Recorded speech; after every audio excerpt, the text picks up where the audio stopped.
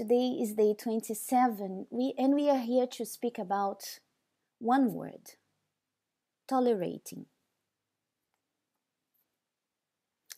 Tolerate means to allow without prohibiting or opposing. So, it's a permit.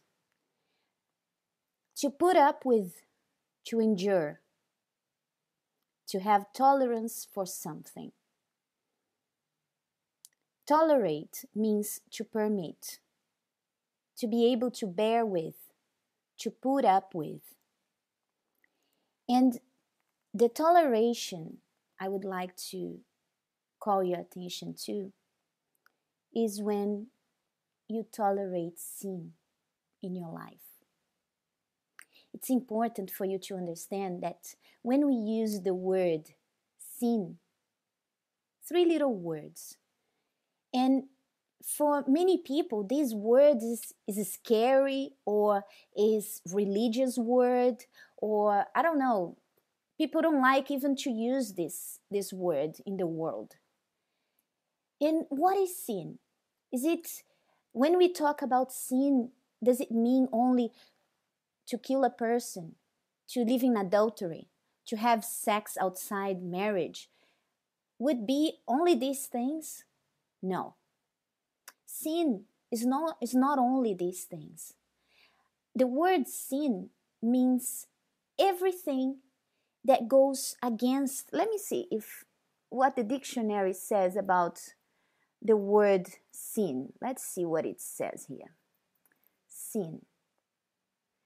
Because usually sin is everything, deliberate disobedience to the known will of God. That's it. That's it. Deliberate disobedience to the known will of God is sin. That's what it means.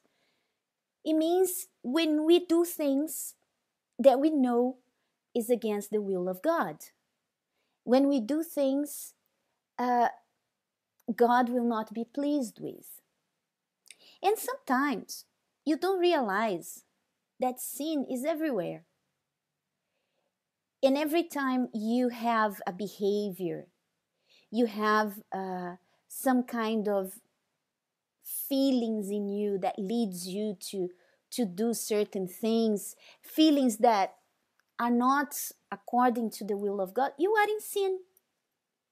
But sometimes people, I think the devil made people nowadays to think that sin is only when those things that I spoke about, only when you are having sex outside marriage, or those big things. I'll not repeat myself. So people think that, and it's not true.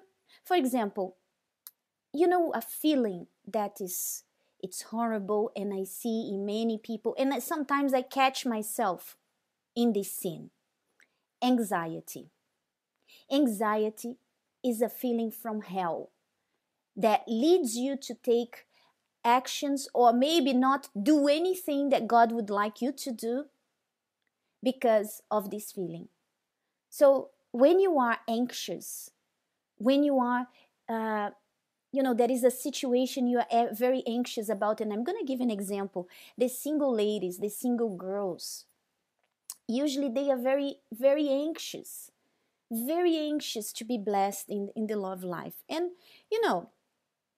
it's everyone's desire to be blessed in the love life, but the anxiousness leads you away from your blessing, because anxiousness leads you to sin, leads you not to trust that God is going to guide you, is going to do on his own time. So you start getting anxious, and you start even doubting God. That's where sin comes in. You don't act your faith. You don't do. So when I catch myself being anxious, immediately, I don't tolerate that. Immediately, I tell myself, come on, this is here, and this is a sin I don't accept. Then I go to God and I pray. And I don't only pray, I start acting, because the anxiousness, it comes like this. First, there is a situation like the single ones. You are very lonely because you allow yourself to be lonely because you're not putting to practice uh, the things that you learn about your faith. Because when you are in the faith, you don't even care much about being lonely. You find a friend. You use your faith against that feeling of loneliness. You use your faith. But when you don't use your faith, you start saying, yeah, I'm lonely, I'm too lonely. Then you start thinking, oh, I would like to have someone, but why God doesn't do this? Why? What is the reason? You start questioning, you start thinking, and all of a sudden, very subtle, the devil comes into picture. And you start having that little chat that we spoke about another day. You start chatting with the devil.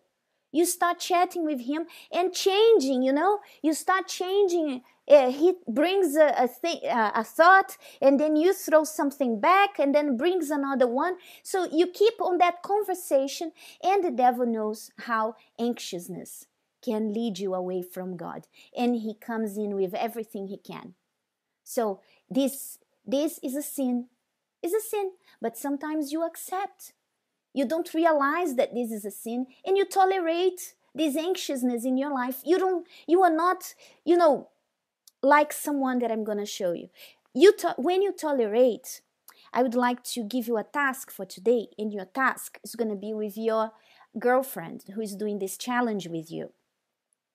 It's good because you're going to bring the Bible live in your life, as we have been teaching in the other videos. I would like you to read. First, you are going to read 1 Samuel chapter 2 from verse 12. 1 Samuel, let me open here in 1 Samuel. Did I mark here? So 1 Samuel, you are going to know about a priest called Eli, I think it's Eli. And you're going to know about the sons, the children of Eli, how they were, what they did. He was a priest. And you're going to see that even though he even spoke to his children about their sin, about what they were doing that was an abomination for God. He even spoke, but he didn't take an action. And that did not please God. And let's talk about being beautiful in God's eyes, tolerating sin. It's clearly here that this is not something that makes us beautiful in God's eyes. So you're going to see, I would like you to read. I'm not going to give you everything because I need you to digest this word. Please take time this weekend if you can. Take like 1 hour just for you to be talking to God, just for you to be, understand, read everything, understand what was going on. How was it that why God was so angry? What is it that Eli really did? Go deep, meditate. What is it? Yeah, he tolerated, but how am I tolerating in my life as well? Then you bring to your life. What kinds of feelings, what kind of sin that is against the will of God I have been tolerating in my life? You question yourself. You bring the Bible into your life. You compare yourself. Am I being like Eli?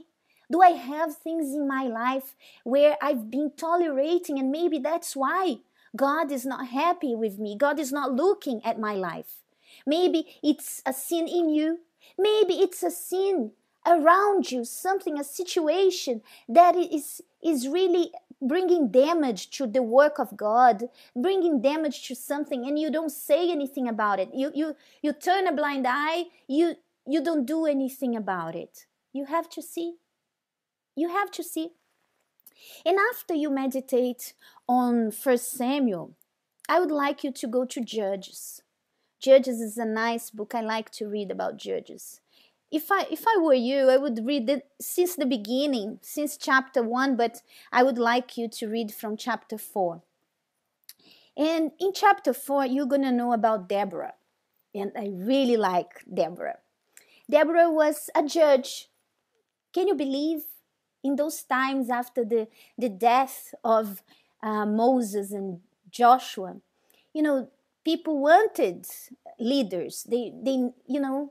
People always want people to, so they can rely on. They were never able to rely on God's leadership. They wanted someone to lead them. That's why I don't want to be this person. I don't want to be your leader. You have to be independent in your faith, and God is going to speak to you through these verses. And I just want you to pay attention. How, oh my God, how do I say this name in English? Jael. Jael. Well, it's here in the book, chapter 4. You're going to see a name that I don't know how to say. And Deborah was the judge, but there was a woman who did something that nobody expected her to do. And I want you to think about what she did. Imagine that Sisera, the one that she killed, is sin, and see how she dealt with sin in her life. See from this perspective and compare how Eli tolerated and how this woman did not tolerate. And she did something about it. And you're going to see how you have to be sometimes cold. You have to be brutal. You have to be rude with yourself. You have to be crude, if that's a word, I hope so. You have to do something like she did. And we cannot tolerate sin in our lives. So you're going to meditate and, bring this to your life. Two things are going to happen. I know that God is going to show you. And if there is nothing, now you're going to be aware. If there is something, I know you are going to do like Jael, and you are not going to tolerate that sin anymore. You're going to do something like she did. Of course, you're not going to actually kill anyone, please, people. You're going to do symbolically, right? Please, that's not what I'm saying. All right. And another thing that is going to happen is that you're going to start learning how you read your Bible. That's how. Sometimes you read something and then you compare with something else, and then you stop and you think, you bring to your life, you compare, how can that be today in my life? How can that be happening? Am I tolerating? And then you are going to share after you have, meditated and you have read and you have thought about it and allowed God to speak to you. You're going to talk to your girlfriend, and both of you are going to discuss about this, and both of you will find out if you have been tolerating sin in your life. Maybe in the past you tolerated, and you're going to see what is it that you can do to change, what is it that you can act, and you're going to go ahead. You're going to be watching, because people, to be beautiful in God's eyes is not easy. It's a lot of hard work. But if you want, you can. All of us can. Call his attention. Do that. May God bless you, and see you tomorrow. Bye-bye.